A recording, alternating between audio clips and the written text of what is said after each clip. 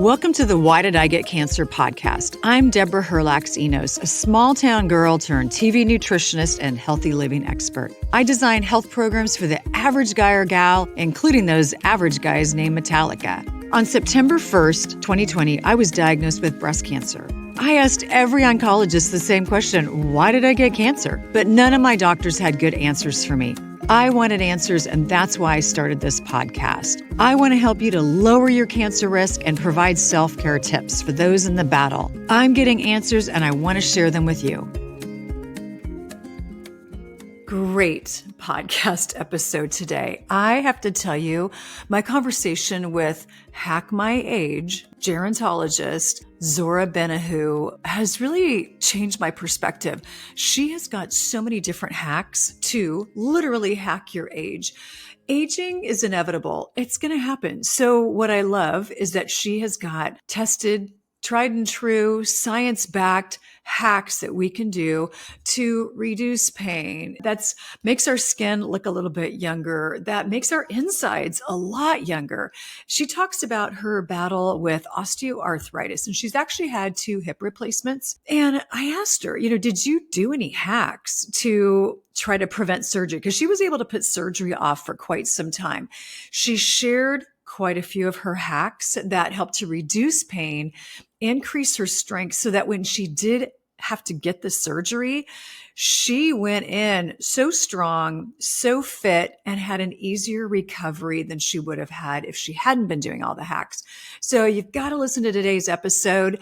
Honestly, just for the skin information alone, I am going to buy some of these products. I'll let you know how it goes. But honestly, today's podcast was amazing. Give it a listen. Wow, what a treat today. I feel like Instagram is my matchmaker. So I'm happily married. That's not the kind of matchmaking I'm talking about. But Instagram put this woman into my feed. She is Hack My Age. And I love the title of your Instagram, and Hack My Age is everywhere on your podcast and all of your social.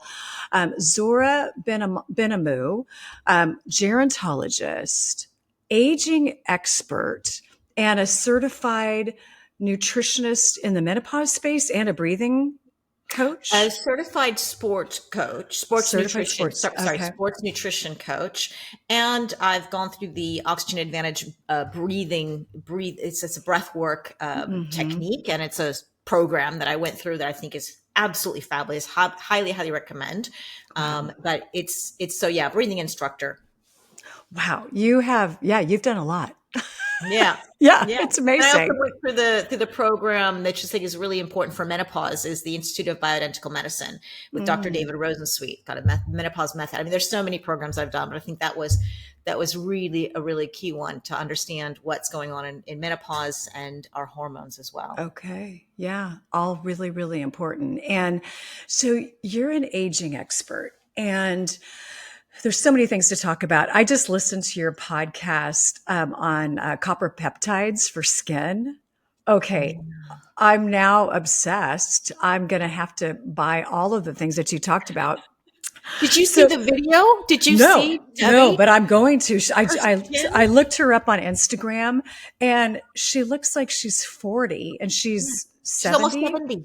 Yeah. Okay. So I'm listening to her. I'm finding, Zora, that there's some secret sauce that I don't know about. And I'm telling you, I want the secret sauce. So I feel like you have it, and I want to know. But let's dive in with, what's the most surprising thing to you about aging? Gosh, the most surprising thing about aging is that it starts in childhood. What? Longevity starts in childhood. Okay. I like to talk about longevity and aging. Aging is the aging process, but longevity is trying to extend our health span and live a long, healthy life. So that all begins. Well, even if you want to talk about intergenerational trauma, then that can go back to your ancestors. That affects your DNA. That affects who you are and what you'll be, and then a lot of other things in terms of your genetic makeup having a trigger, and then an environmental aspect, and then disease. So in case people don't understand what a gerontologist is, this is somebody who studies aging and longevity. We like to look at older adults, yes. Why are we getting diseases, how they're happening? But we look at the whole life course from birth until death to understand these processes, because there's these things called childhood. Well, the easy word is childhood trauma, and this is something that can affect us later on in terms of getting certain diseases. So I think it's really important that we look at our childhood, or not even your childhood only. It's about the whole life process. If you're in your 30s and you're going through war in Ukraine right now, well, that's going to affect your future children that are unborn children as well, but also your own physical state and your health and all that. But it doesn't mean that you're doomed. It's just good to be aware, and then we can course correct. And some people need to work harder than others just because you're genetically predisposed to certain things. So that's in a nutshell. Yeah. Okay. So if we're looking at aging from childhood, we're talking more internal aging. I was kind of, tongue in cheek joking in the beginning about, skin and copper peptides, but we're talking more about internal aging, disease risk. Is that kind of what we're talking about? Yes, exactly. Internal aging, when you think about, let's talk about the biological age versus chronological age, right? Chronological age is the number of candles you have on your birthday cake or on your driver's license. That goes every year. But biological age is the state of, or the age of your internal organs, of your body, of your health. So you could be 50 years old and have the biological age of a 40-year-old or a 70-year-old. So it all depends. So I think this is really important, especially when we're looking at healthcare or certain things that will determine, when you are 65, this will happen. Well, or you're qualified or unqualified for certain treatments, but maybe we should look at biological age as well for certain things, because I think that plays a huge role, but we're not there yet, because everybody would have to test for it and figure out how to measure it as well. Right. And it's expensive and all the things. So studying aging, you can kind of predict, like, okay, with your genetic history and maybe the way you grew up and you had childhood trauma, you might, by the time you're 65, have 3 or 4 precursors to diseases of our modern world. Yeah, Okay. absolutely. Absolutely. Okay. Yeah. Okay. But it sounds like with awareness, there's some things we can do to kind of clean that up.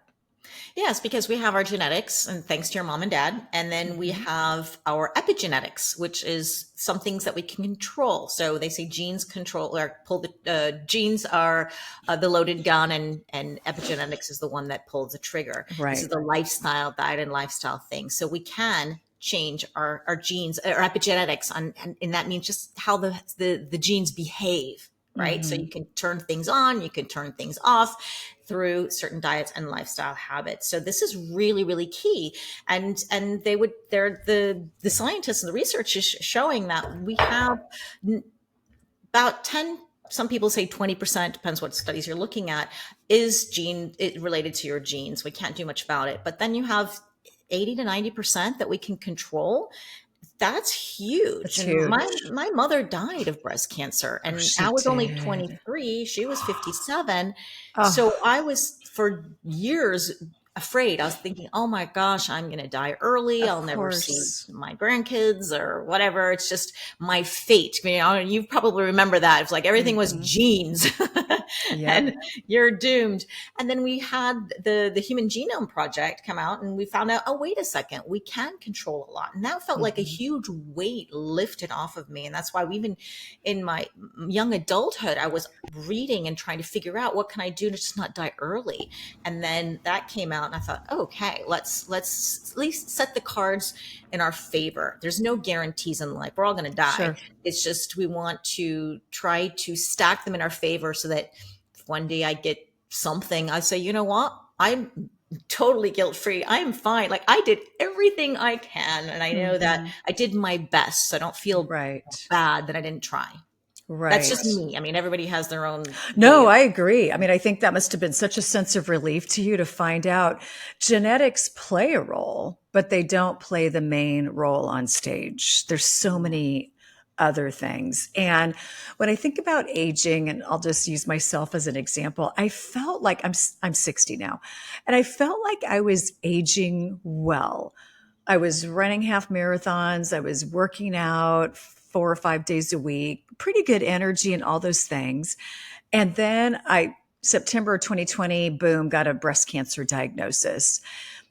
My doctor, as soon as she got the news, my oncologist, I had to stop all hormones, went into immediate menopause. And then aging became, I'm just going to say it, a real bitch. Yeah. I don't usually say that on camera, but it was rough. And I feel like I've never been the same. Interesting. Yeah. Yeah. Can you speak to maybe like the hormone aspect, or even you're a menopause expert, women being forced into menopause with a diagnosis, or, maybe even advice from a doctor? You were on hormones before the breast cancer diagnosis, I right? was. And they were working well for you. You were feeling good. Or why did you go on them? Well, I went on them actually because brain fog, and I had very dry eyes, Mhm. which when as you age, things just get dry. And so I had 2 or 3 different doctors consulting and saying, yeah, I think we need to get you on estrogen, of course, balanced program, but for the dry eyes. And it was really working. And then hard stop September 1st, 2020, went off of everything. And that's when not only was I diagnosed with cancer, but then all my other problems started. Yeah, that's a huge, and it's a big shock. You were aware, at least you were on the hormones. You could see they were taking effect, and they were helping you, and they were protecting you as best as they possibly could. But like I Right. said, there's no guarantees, there's no miracles. But I think the women who are not even aware and they're thrown into early menopause without understanding what's happening, I think that is malpractice to not warn the I know. patient, to not at least just have that discussion about hormone therapy to support her through that transition. Hmm. Really, that has to change. And Yeah. unfortunately, in gerontology, we didn't cover this when I was Yeah. studying. I was shocked, like, and I knew when I was studying, I knew this played a huge role, and I kept asking, let's study menopause, let's talk about hormones, and Hmm. no, that was not the main Right. focus. Right. And And when I was getting my degree, I remember reading in one of my medical textbooks, under diseases, menopause was listed. yeah, yeah, Wow. Okay. Can't yeah, wait for that. I was a 20-year-old thinking, oh my gosh, will I still even be alive at that point? So far away. And now here I am. yeah. No, definitely hormones. I think what the the stance on hormones and hormone therapy and cancer are divided, and everybody's got their own position and their own thinking about it. But I went through the Institute of Bioidentical Medicine, so you can see I'm quite biased through Dr. David Rosensweet's training. But this is a man who's been treating women through menopause for 4 decades. The man does not need to work another day in his life anymore. Like Hmm. he can be retired, but he continues to fight for women to have hormones or their hormones replaced and guide them through this. So he has seen a lot of women go through this, with cancer, without cancer, the whole shebang.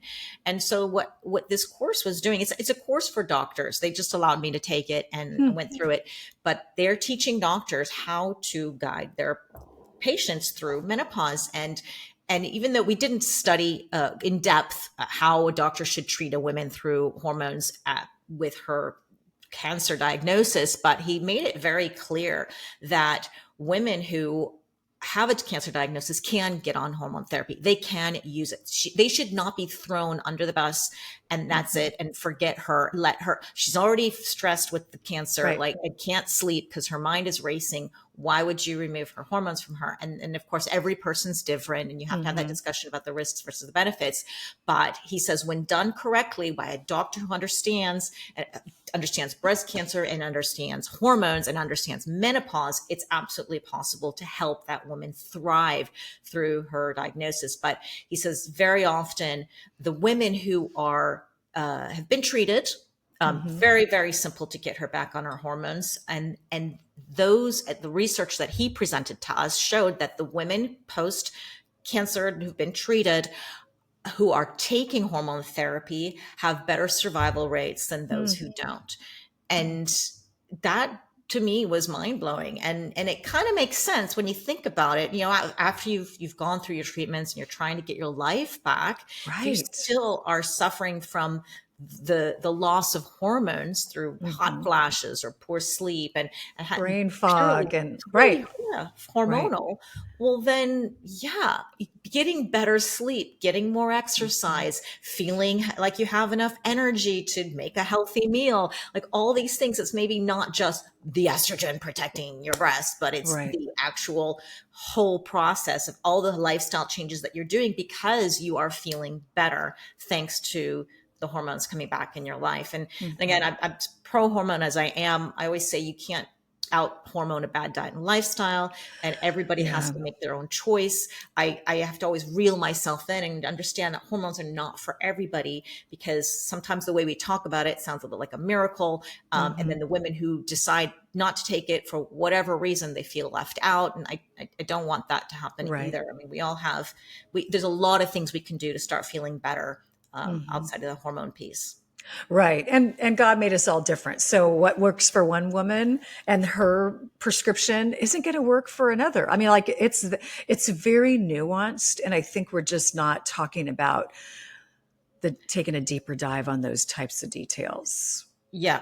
And when it comes to the formula or the delivery method or the dosage, it's different for everyone. So and different. And that's why this training that I went through was so brilliant, because it really showed doctors that you need to be really close to your patient when you start her on hormone therapy, because there is no one size fits all.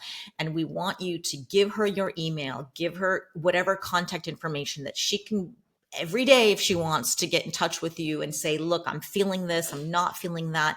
Well, then you can help her self titrate until the next visit. And that was so important, because I've met so many women who say, well, I tried hormone therapy, didn't work for me, I felt worse, or I gained weight. Well, yeah, definitely that can happen, but you got to work through it to find what works the best, the right dosage for you.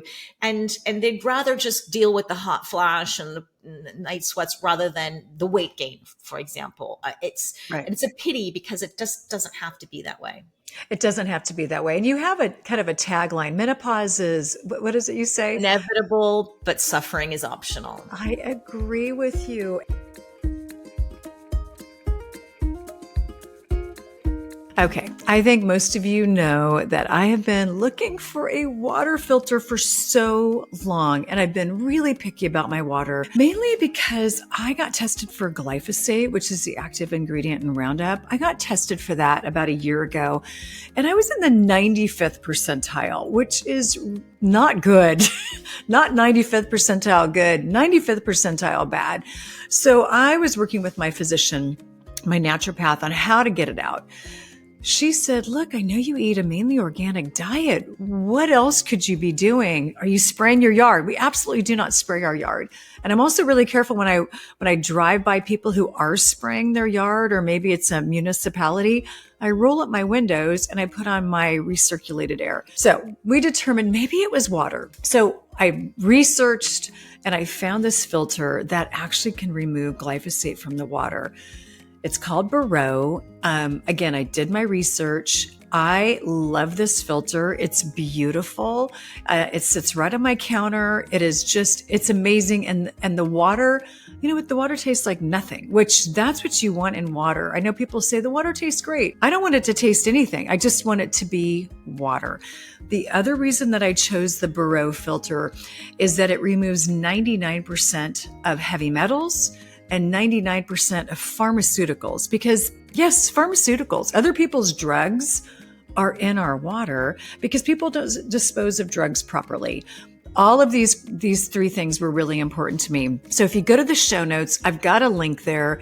Then you're going to use the code Deborah15 to get a special deal of 15% off your Barreau filter. I know you're going to be happy with it.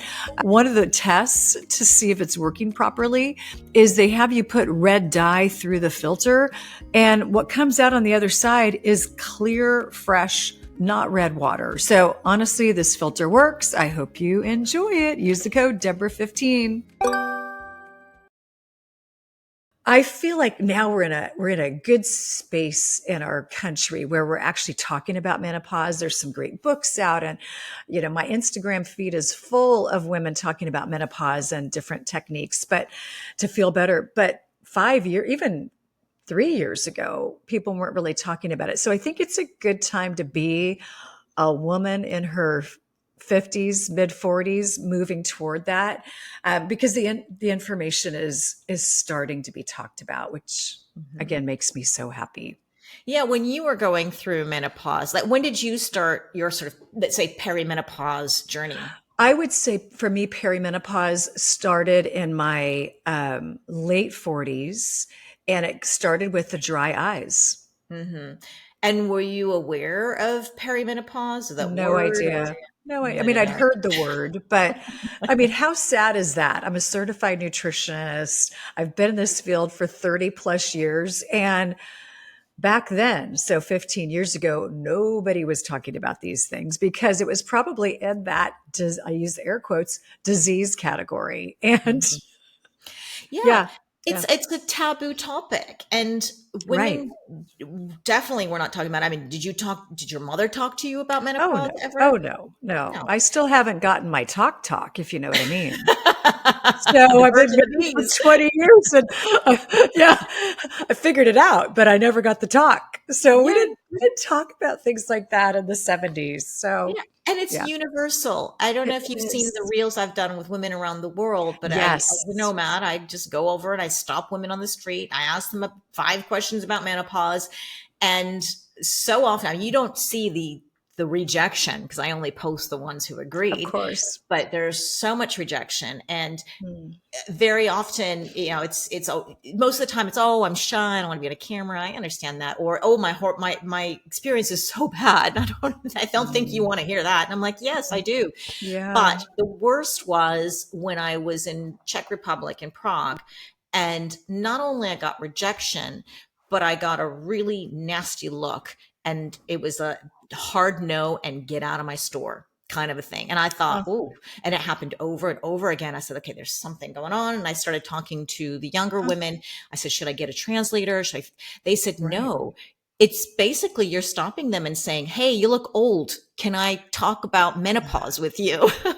Which is not my intention. Wow. Hey, I'm in menopause too, but they really had a strong negative association with menopause that they they really thought I was insulting them. And it's Right. really because we want to change that stereotype. We want to change Right. things and open the conversation. But I found it, yeah, Czech was really hard. Interesting. So the Czech Republic recently sounds like maybe the US 20 years ago or 30 years ago, where you're in menopause. It's a disease. You're old. You're not attractive anymore. You're not sexy. You're not, like all of those things. And you're basically dried up and put out to pasture. And that is Mhm. so not the case Yeah. anymore in our country. And I'm so grateful for that. Yeah, I Yeah. agree. We should have a word like we have ageism, but maybe there's menopausm or something that we can. You know what, Zora? I think we should just make it up and we should trademark it. Menopauseism. Yeah.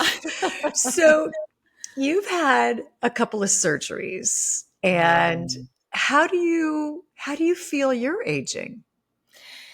So I feel great. Honestly, I Mhm. feel I'm aging well. I try my best. I've got energy. Everything is going smoothly until I got osteoarthritis. And Mm. I was shocked. I didn't know what that was. I thought there's something wrong. There's a misdiagnosis. I had joint pain. Right. And looking Wow. back, I'm Mm. thinking, wow, if I knew back then, it could have been really related to the loss of the hormones, right? We know Mhm. hormone therapy helps with joint pain.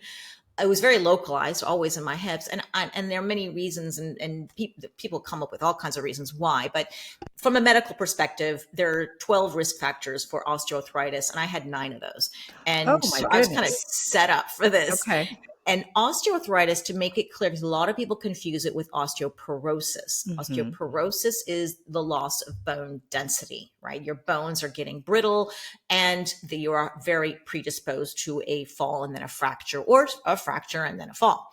And so this is something we can correct. You can reverse this. There's no problem.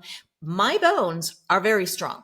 I've tested them. They're great. However, osteoarthritis is a degenerative joint disease. It's your joints that are losing the Mm. cartilage, and they lose it to the point where you have pain, you're immobile, you have no more range of motion or very limited Ooh. swelling, and it's chronic. You're living with chronic pain. Oh, sounds So that's terrible. yeah, completely different. There's about almost 7% in the world globally who are dealing with this osteoarthritis. There are happens more often to women than men. Mhm. Hmm. Menopause accelerates the Mm. progression, and there, I think, in the U.S. there are about 400,000 surgeries made every year on for osteoarthritis, and most of the time it's done on knees. Knees are the biggest Okay. one, Hmm. but hips, second, running second. So it's a pretty prevalent disease, but it's not as common happening to people or getting surgeries in their 50s or Mhm. 40s even. It happens very often much later, but now I see, since I've been talking more about it, and I really appreciate you allowing me to talk about this, because there is a whole category of women who are doing quote unquote the right things, who are very athletic, who are Mhm. healthy, and then this happens to them, And and then that's because of boom. Yeah. those risk Mm. factors. Mhm. But most often the ones, like say in the US, which are due to obesity. So if you Google Oh. what to do for osteoarthritis, well, lose weight. And I can imagine me Google searching, and I'm very athletic and I'm very happy with my body composition. I'm like, well, wait, that I can't lose any more weight. That's not Right. going to be really good That's not the advice for me. box I need to check. Yeah. Mhm. So for if you're in the category or obesity category, yeah, maybe you can avoid surgery by doing those things. But then what about all these other people who are trying to be healthy and exercise? Well, you don't stop exercising. You need to do other things. But out of those 9 risk factors, the top 3 are your age and your gender. Being female, you're more Mhm. predisposed, and um, genes. So those are 3 you can't really do much You can about. do nothing about those 3 things. That sets you up. And then if Ooh. you have injuries, if you're athletic, these Mhm. again more predispositions, going through menopause, loss of hormones, and it accelerates this process. But this is something that most people say you cannot reverse. However, I've been working with a doctor who says you can. But I Ooh. personally think for me it was a little bit too late. And again, everyone's a different case. And again, if obesity is your thing and you lose the weight, well, then maybe you can avoid Mhm. surgery. You don't need to, or maybe you delay it a long time. And there's a lot of things we can do to delay surgery, but it's much harder. So that's why osteoarthritis is much harder to deal with than osteoporosis, where you Mhm. can grow back your bone and make them stronger. So yeah, Right. that's my story. And then it just got to the point where all my biohacks weren't working anymore. They were fabulous in the beginning, and then Hmm. I decided, okay, it's time for surgery because my quality of life is taking a Oh. nosedive. And so I got to experiment. I mean, once you decide on a surgery, your mindset shifts. At least my mindset shifted, and I said, that's it. I'm going to become bionic. I'm going to be stronger, better, faster. I'm going to be that. amazing. Jamie Summers is my hero. I know. I was just trying to remember that gal's name. Right. It's the Bionic $6 million woman. Yes. yeah.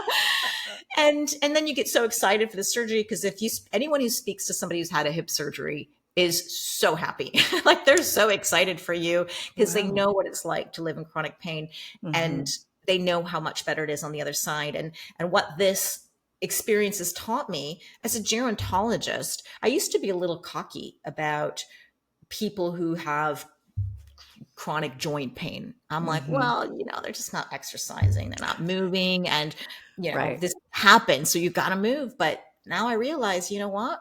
Sometimes you just can't. And I've reeled that in and said, and have a lot more empathy because I've lived in the body of somebody who's living with chronic pain. I see people and I can see those people in the street now, especially the older adults who are limping, that they've got some pain. And I know what they're going through. And I really think that if you have the opportunity, I've been having the luck and the privilege to be able to have a surgery because there are a lot of people who don't have that. That's so true. And I just, again, that was part of my mindset shift of people saying, oh, I'm so sorry, you're going to get a surgery. I'm like, no, I'd be happy for you. Because this means you get to get out of chronic pain, hopefully, best case scenario. Yeah. Wow. So a couple things. I want to hear about the biohacks that you did to postpone surgery as long as you could. And then I also want to hear you speak to, kind of the new you, meaning a new mindset of looking at people who were dealing with joint pain. And it sounds like you were walking in their shoes. Yeah, absolutely. So there were a lot of things that worked, more things that didn't work than worked for me. And I have a list of probably like 100 things because when you are living with chronic pain, you are desperate. You will spend any kind of money to feel better. True. And I have to say, the things that didn't work for me doesn't mean that they won't work for you. I've tried these things because there's been plenty of people who said this helped me. So again, I don't want to say acupuncture, for example, didn't work with me, but it's relieved a lot of people with their pain. Hormone therapy didn't work for me. And I think that's any woman who's listening now who's dealing with joint pain, that's kind of the low hanging fruit because I have had so many women in our community start hormone therapy and suddenly their joint pain is gone. I wish that were me. Wow. Okay. But it's happened. Frozen shoulder or arthritic fingers, hip pain. And it is possible that when I started hormone therapy 5 years ago, I was on very baby dosages because the doctors I was working with I didn't have classic symptoms. I just wanted prevention and I wanted relief from my hips. Sure. And I wasn't up to speed on where I needed to be with my hormones. I was just learning through the whole process. So I have a feeling that perhaps if I increased my dosages or I had robust dosages, maybe I could have delayed it a bit more because I think part of my situation was my genes and my injuries from the sports that I would do. So I think low hanging fruit is please just look at the hormone piece. The things that worked for me were PRP, platelet rich plasma. And these are injections where they take your blood from your arm, spin it in a centrifuge. 15 minutes later, they re-inject it into the joint. And that brought me bouncing back. However, the research shows it ranges from 30% to 80% success rate, right? Let's call it 50%. And I have to say, in my experience with the people I've recommended PRP to, it's kind of hits around that point where about 50% get relief and 50%. Those are good numbers though. Yeah. Okay. It's toss the dice, but you think, well, and it's an expensive therapy. So I think it's kind of, and unfortunately, insurance doesn't cover it, but that's really bought me years. I would do it every couple of years and bought me some more time. That's amazing. Okay. It doesn't work anymore, but that was really good. And you can also look into exosomes. Exosomes come from stem cells, and these are also fabulous for for any issue that you have in the body, and that can help. And I've done a couple of podcast interviews on stem cells versus exosomes, because everybody's like, oh, stem cells, but then that is way more expensive and actually not evidently as effective. And this is something for people another rabbit hole to go down if you're dealing with any kind of joint pain or even skin. I still have to try them for my skin and for a lot of other issues. But exosomes are really, really cool. Okay. And then I'm taking copious notes right now. Yes. Another thing that worked really well for bringing pain relief was red light therapy. And red light therapy is usually a device. It could be a panel. It could be a thing that you put on a body part. Actually, I have it right here because I use it friggin' every single day. This one you put on a body part, on kind of shoulder or your hip, and then it emits red light. And that red light, depending on the frequency, because you have red light therapy masks, which are very low frequency because it doesn't need to penetrate deep into the tissues. It just needs to get on a more superficial level, and it helps rejuvenate and the skin as well as activating collagen and blood flow. But when you're looking at it from a joint perspective or pain-free perspective, it gets deep into the cells. It gets into the mitochondria and it activates ATP. And so ATP is our energy powerhouse. And then the body can kind of get to work for repair, rejuvenation. And then it brings in more blood flow, lowers inflammation, a lot of cool stuff. It's pain-free. Right. It doesn't hurt. It doesn't, you don't feel anything. You just kind of lay it on. Some people feel immediate relief. Some people feel it after doing it, using it for several weeks. And there's a whole protocol. You don't, it's not a more the better kind of thing. You don't want to overdo the red light therapy either. Right. But it's a really cool hack that worked for me, especially on days I was walking a lot. And then I was like, oh my God, I can feel it in the hips. And I just lay with this lovely little device on me. So that was another thing that worked really well. And I've tried all the diet, anti-inflammatory diet stuff. I'd still recommend it highly for sure.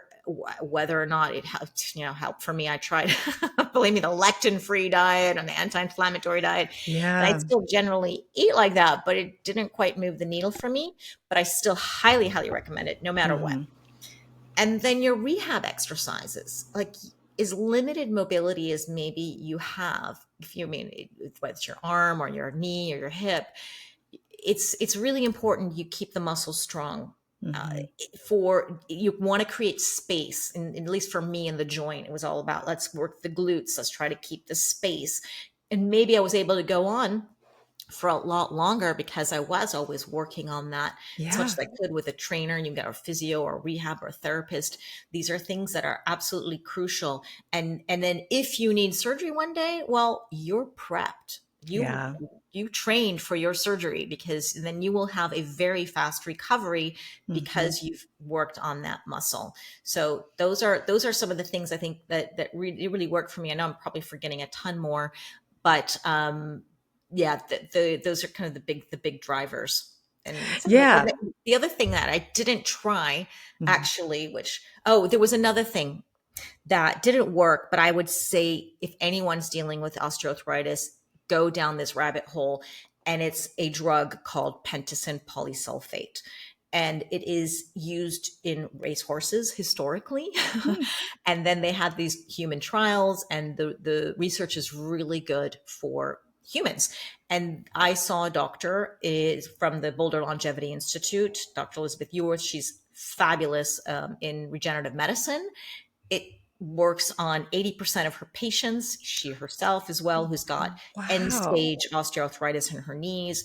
And it's an injection, it's a drug, and it's kind of a pain to do. But I think there's some hope there, because the benefits of this drug were unbelievable in terms of anti-inflammatory, anti-cancer, antibacterial, antiviral. I'm like, wow. If it doesn't work, at least I'm getting some other kind of benefit. That's amazing. I've never even heard of it. So, okay, we'll definitely be tagging her information and the information about it in the show notes. So, I wish it worked for me. And again, I think maybe part of my problem was maybe it was a little bit too late. But it's a great rabbit hole to go down. Yeah, I love me a good rabbit hole, and I love a good biohack.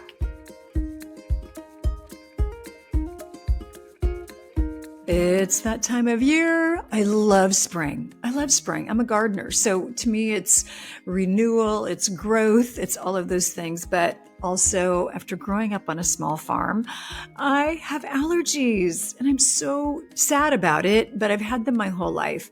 And spring has been rough on me. And one of the things that makes it less rough is I stay inside more often, which I don't love. But I have an air purifier in my house. And when things get really bad, I'll go inside and just rest or work or whatever it is that I do inside the house when I can't be outside in my garden. So let me tell you about my favorite air purifier. It's the Air Doctor.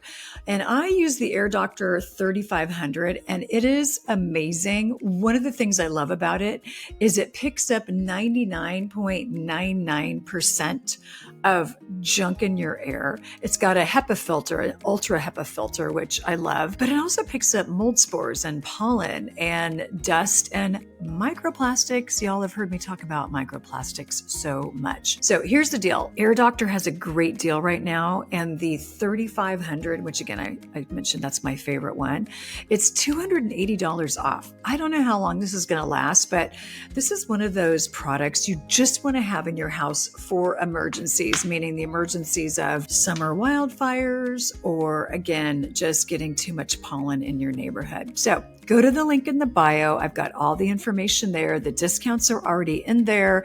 Again, huge fan of Air Doctor. I have 2 of them in my home and it just makes me feel more at peace knowing I've got such a great air filter.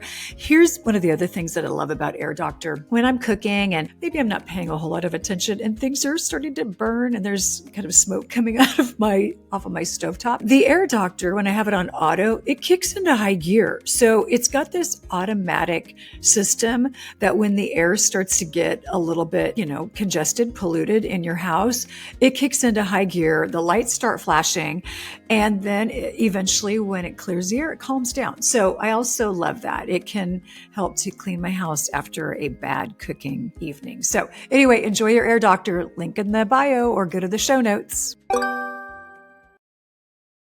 Thanks so much for joining me for part 1 with gerontologist and hack my age expert, Zora Benhamou. Next week, we cover more hacks and a question that I was actually surprised by her answer.